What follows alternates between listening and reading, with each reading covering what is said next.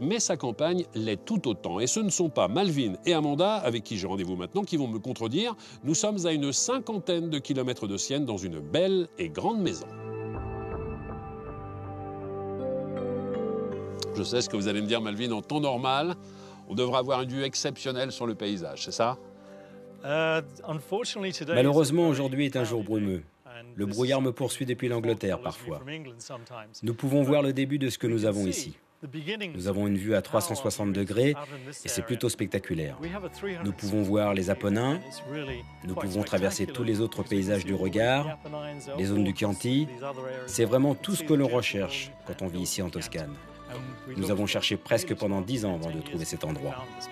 Il y a combien d'années que vous êtes venu vous installer ici en Toscane? Nous sommes venus nous installer ici il y a 12 ans environ. Mais en fait, j'ai acheté la maison 5 ans avant cela. Et quand je l'ai achetée, c'était une coquille vide, un lieu abandonné. La maison avait été occupée par des ouvriers agricoles à peu près 15 ou 20 ans auparavant. Le premier étage était alors occupé par 5 familles, soit environ 20 personnes qui vivaient là. Nous avions donc un intérieur très rustique qui exigeait une solide rénovation à l'intérieur. Mais l'extérieur, lui, était tel qu'il est aujourd'hui. À l'origine, il avait été enduit de stucco pour vieilles briques, mais lorsque nous sommes arrivés, la plupart du stucco avait été enlevé.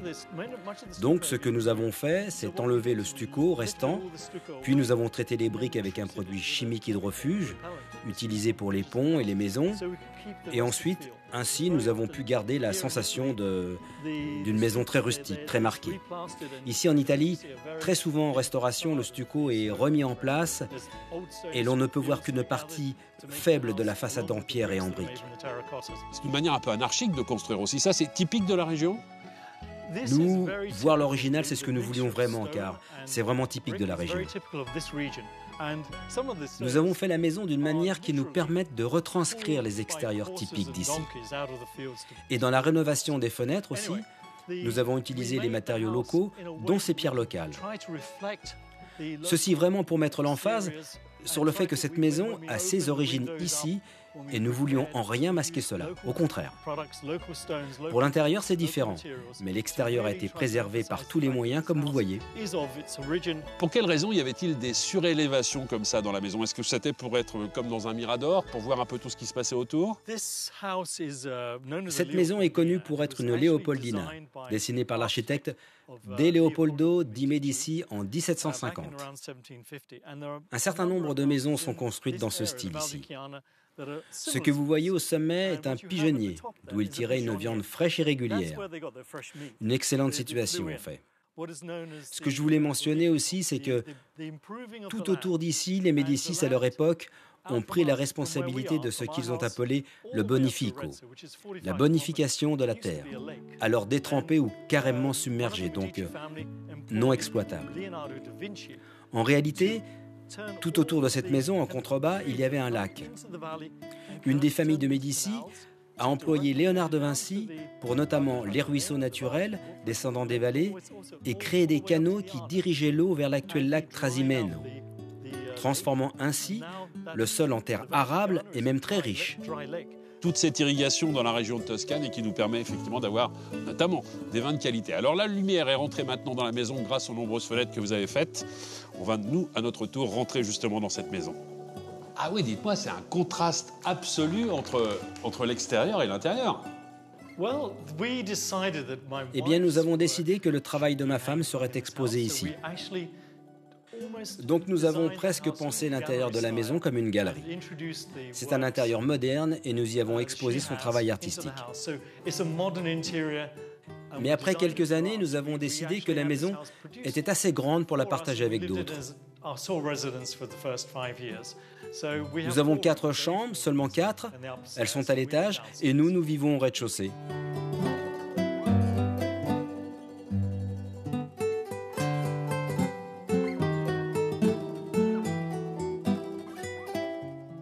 Par ailleurs, je suis cuisinier. Ah oui? Oui, tous les matins, je me lève à 5h30, je cuis du pain, je fais des pâtisseries, je prépare des fruits frais. Et dans la mesure du possible, pour tout cela, nous utilisons notre propre jardin. Non, mais ça se passe pas ici, la cuisine. La cuisine, c'est là-bas? Oui, allons-y. Ah oui, mais c'est une vraie cuisine professionnelle, hein. Incroyable. Dans un sens, ce n'est pas une cuisine professionnelle car elle a été faite spécialement pour nous. Mais c'en est une en termes de design et en termes de concept, c'est une vraie cuisine professionnelle. Ici, nous avons de multiples sortes de conserves et de confitures. Et ça, c'est fait maison. Oui, je les fais et je les utilise ensuite pour le petit déjeuner. Et j'apporte aussi les tomates de notre jardin.